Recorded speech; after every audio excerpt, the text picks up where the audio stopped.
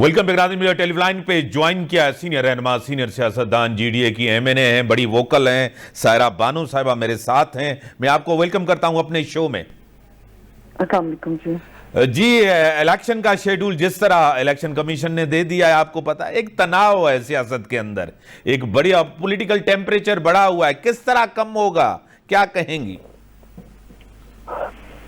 देखिए जी, हम तो पहले से कहते जा रहे हैं कि हालात उस नहज तक ना लेकर जाएं कि जहां पर कोई वापसी मुमकिन ना हो या चीजें आपके हाथ से फिसल जाएं।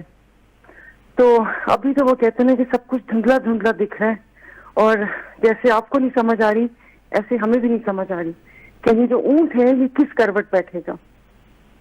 आपको क्या लग रहा है कि इमरान खान ने जिस तरह अपनी असेंबलियों को डिसॉल्व करके फिर उसके ऊपर जिद करना, फिर 90 दिन के अंदर इलेक्शन करना, चाहते क्या हैं वो? मतलब पहले ही उनकी गवर्नमेंट थी तो दे आपके सामने ही सारे बयानात थे कि जो ये पीडीएम के वुज़रा कह रहे थे कि आप वो 2 असेंबली डिसॉल्व करें तो हम ये क्या कहते हैं नेशनल असेंबली डिसॉल्व करते हैं। तो ये बयानात तो उनके सामने ही है और अगर कर दी, उनको नहीं एतमाद था मेरे ख्याल में कि वो भी सही नहीं था। लेकिन अगर हो गया है तो आइन तो हमारा जो 90 दिन इलेक्शन का कहता है तो जाहिर है फिर आइन है, इस मुल्क चली आइन के पे आए तो फिर आइन पे तो अमल करना चाहिए ना। आपको खुद बताएगा। मेरी जाती राय है कि ये सब कुछ नहीं होना चाहिए था, मुल्क पहले ही बहुत सारे मसाइल से दो चार है। तो इसमें बैठ के जिस वक्त वो बयानात चल रहे थे और वो कहते हैं ना कि आज असेंबली टूटी या कल टूटी, मैं 2 केपी की और पंजाब की असेंबली की बात कर रही हूँ, तो तब ये मुक्तदर हल्के जिनके हाथ में सब कुछ था ये उस वक्त सर जोड़ के क्यों नहीं बैठे? क्या इनको नहीं पता था कि ये सब हालात होंगे तो उसके बाद ये क्या होगा? तो बस ठीक है, अब वो कहते हैं कि फिर भुगते, क्या कर सकते हैं। आप मेंबर हैं नेशनल असेंबली की, नेशनल असेंबली के अंदर सियासी फैसले होते हैं, वो हमें होते हुए नजर नहीं आ रहे, सारे फैसले अदालती मैदान में। एक असेंबली तो एक डिबेटिंग क्लब बन गया है, क्या कहेंगी? बिल्कुल सही कह रहे हैं और मैं अपने वो कहते हैं ना कि मुतअद्दिद प्रोग्राम में बता चुकी हूँ कि ये ऐसे लगता है कि ये फैसला मुझे नहीं पता किसने किया है, लेकिन बहरहाल जहां तक वो कहते हैं ना कि थोड़ी सी सियासी समझ बूझ है तो उससे मुझे नहीं लगता कि ये फैसला पीडीएम का है, ये फैसले बस कहीं और से ही हो रहे हैं। मतलब आप कह रही हैं कि ये हुकूमत के हाथ में कुछ भी नहीं है, ये हुकूमत भी बेअख्तियार हुकूमत है। मुझे नहीं पता कि क्या होगा, कभी आपको लगता है कि ये होगा फिर अगले लम्हे पता चलता है, जैसे इस्लामाबाद के मौसम का नहीं पता और हमारी पाकिस्तान की क्रिकेट का नहीं पता, वैसे ही सियासत को इन्होंने खेल बना दिया है कि वो नहीं समझ आ रही थी कि वो क्या क्या होगा। मतलब हर कोई वो कहते हैं ना कि गेम अपने हक में करना चाह रहे हैं कि जो पावर स्टीयरिंग है हमारे पास रहे, लेकिन ऐसा होगा नहीं। आप 5 साल नेशनल असेंबली में रही हैं, आपने सब कुछ देखा, आपने अपोजिशन भी देख रही हैं, आपने गवर्नमेंट भी देखी, आपने सबको अपने सामने देखा। ये डायलॉग होते हैं कौमी मसाइल के ऊपर, ये सिर्फ जो लड़ाई ये झगड़ा सिर्फ इक्तदार के लिए, कुर्सी के लिए है। ये सही वो कहते हैं ना कि ना वफा के होते हैं ना जफा के होते हैं, ये सारे झगड़े अना के होते हैं। तो अना ही इनकी पहाड़ से ऊपर चली गई है और इसमें पिस अवाम रही है। ये जो 22 करोड़ जो इन्होंने हमें कीड़े मकोड़े समझ रखा है, पिस वो रहे हैं। और बिल्कुल सही कह रहे हैं कि ये इक्तदार की जंग है। मुझे नहीं लगता कि इसमें कोई भी पार्टी कोई पाकिस्तान का सोच रही हो, क्योंकि पाकिस्तान का अगर ये पीपल्स पार्टी और नून और ये जो पीडीएम का जमातों का एक गठजोड़ है और जो ये कहते हैं कि पाकिस्तान, तो मेरे ख्याल में उस वक्त ये सबको मिल बैठना चाहिए, अपनी अपनी अना पीछे करके पाकिस्तान के लिए बैठते और सोचते। अब चीजें बहुत आगे चली गई हैं, अब इलेक्शन नहीं होते तब भी खराबा, जब इलेक्शन होते हैं आपके सामने ही है, जैसे हमारे इलेक्शंस होते हैं तब भी इसको कोई नहीं मानेगा, बिकॉज ये फ्री एंड फेयर इलेक्शन तो कभी हमारे पाकिस्तान में हुए ही नहीं और ना मेरे ख्याल में हो सकते हैं कभी। तो ये फिर वापस से ये सब कुछ चलेगा, धांधली और ये और वो, पता नहीं इन्होंने मुल्क को किस मोड़ पर पहुंचा दिए और खुदा ही इनसे पूछेगा। आपको पता है कि बयानात आपके सामने गुजरे हैं जुडिशरी के बारे में, न सिर्फ पीडीएम के हुकूमत के लीडरान के, इमरान खान का भी अपने दौर में जब सो मोटो था उस दौर में भी जिस तरह के बयानात थे वो आपके सामने। आज जिस तरह पोलराइजेशन, एक तकसीम नजर आ रही है जजेस की भी जुडिशरी के अंदर, अपोजिशन पीडीएम की सियासी जमातें इसको जुडिशल मार्शल लॉ कह रहे हैं, क्या कहेंगी? जुडिशल मार्शल लॉ میرے خیال میں ویسے تو ابھی جو فیصلے سارے وہ ہیں وہیں پر ہی ہونے چاہیے، کیونکہ میرے خیال میں کہ نہ ان لوگوں میں سکت ہے اور نہ ان لوگوں کے کیے ہوئے فیصلے یا باتوں کی کوئی اہمیت ہوتی ہے. میں سیاستدانوں کی بات کر رہی ہوں.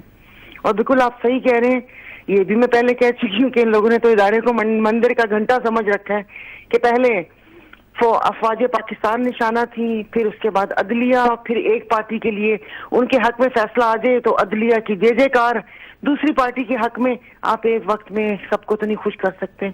تو مجھے نہیں پتا کہ یہ کھینچا تانی کہاں تک چلے گی، اور یہ نہیں ہونا چاہیے. جو عدالت کے فیصلے ہیں ان کا احترام کرنا چاہیے. جو ملک چل ہی آئین پہ رہا ہے، اور جب آئین پر ہی نہیں عمل ہوگا، اور جو آئین کیا کہتے ہیں کہ ان کو جو ہماری یہ جوڈیشری ہے اور جو ہمارے یہ ادارے ہیں، نہیں ہونا چاہیے. میر صاحب حالات بہت خراب ہو گئے ہیں. اب یہ جو آپ اور ہم ڈیبیٹ کر رہے ہیں، یہ حالات اس سے بھی آگے چلے گئے ہیں. کیونکہ آپ اب بیٹھی ہیں اقتدار کے شہر میں، بیٹھی ہیں اقتدار جہاں سے جو ہے نا، جہاں سے پورے پاکستان کے اندر رول کیا جاتا ہے. آپ کو کیا لگ رہا ہے کہ بحران آنے والے دنوں میں اور بڑھیں گے؟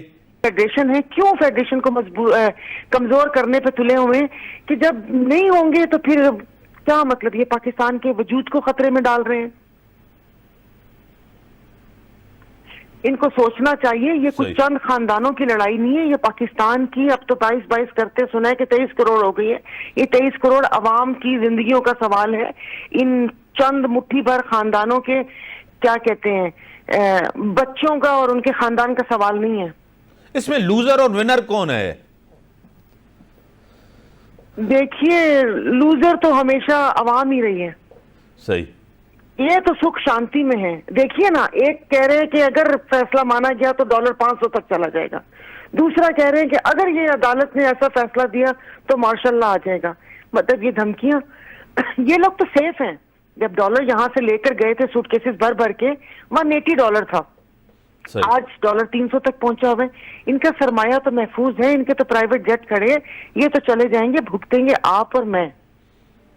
صحیح. تو لوزر ہم ہی رہے ہیں. وہ خربوزہ چھری پہ گرے یا چھری خربوزے پہ گرے، ہم خربوزہ ہیں بیسیکلی. آنے والے دنوں میں کچھ اہم فیصلے ہونے جا رہے ہیں، کیا کہیں گی آپ؟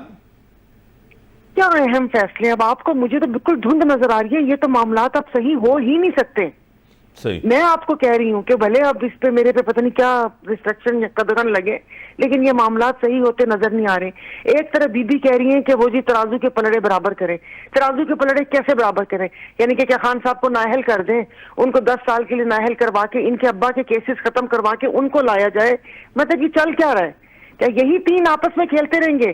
مطلب یہ دو کیا کہتے ہیں، نون اور پی پی، وہ گیند کلیم اللہ سے سمیع اللہ، سمیع اللہ سے کلیم اللہ، اور ہم منہ کھول کر بیٹھ کے دیکھتے رہیں کہ ان کا لیونگ سٹینڈرڈ دن بدن وہ کہتے ہیں لیوش ہوتا جا رہا ہے. مطلب کہ اب تو اللہ معاف کر دے کہ کہاں تک پہنچ گئے، اور ہم لوگ کیا کہتے ہیں کہ خطے غربت کے نیچے آئے جا رہے ہیں. عوام خودکشی کرنے پہ مجبور ہیں، مر رہے ہیں، گھر کی دال روٹی چلنا مشکل ہو گیا. اور ان لوگوں کا لیول پلینگ فیلڈنگ، ترازو کے پلڑے، اور اس نے یہ کر دیا، اس نے وہ کر دیا، اس پہ الزام، اس پہ الزام. اب تو سیاست رہے ہی نہیں. آپ یہ سیاست نہ کہا کریں اس کو. یہ تو اب ذاتیات کی جنگ ہے کہ جس کی جتنی زبان، جس پہ جتنا گند اچھالا، جس کے پاس جس کی ویڈیو ہے، وہ جس کو دباؤ میں لا سکتا ہے وہ دباؤ میں لے کر آئے گا.